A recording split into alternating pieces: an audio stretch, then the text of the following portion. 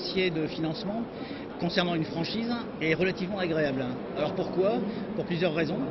La première raison, c'est que nous disposons donc souvent d'accords avec donc les franchiseurs qui mettent à disposition des banques donc tous les éléments qui permettent donc d'apprécier le dossier dans de bonnes conditions.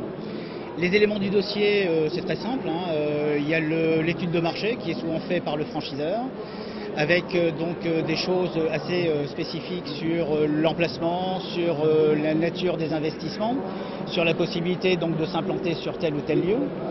Il y a le plan de financement donc prévisionnel, donc le montant donc des investissements matériels et immatériels.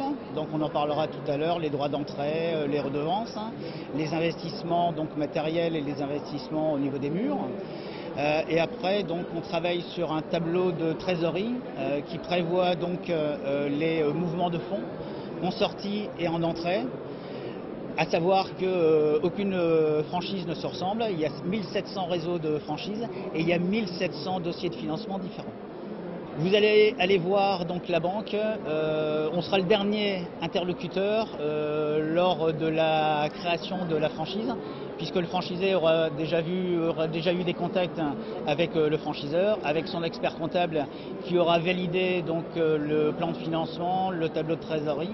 Et nous, donc, on validera ensemble, avec l'expert comptable et avec le franchisé et éventuellement avec le franchiseur, toute une série d'éléments qui vont nous permettre d'apprécier le dossier. Et on pourra donc l'accompagner ou alors peut-être le rediriger sur une rectification d'éléments, de documents, de données chiffrées, puisqu'on va faire très attention à plusieurs éléments, notamment les hypothèses de chiffre d'affaires. Le prix de loyer, les charges de personnel et donc la rentabilité qui va déterminer la faculté effectivement pour le franchisé à rembourser donc le crédit.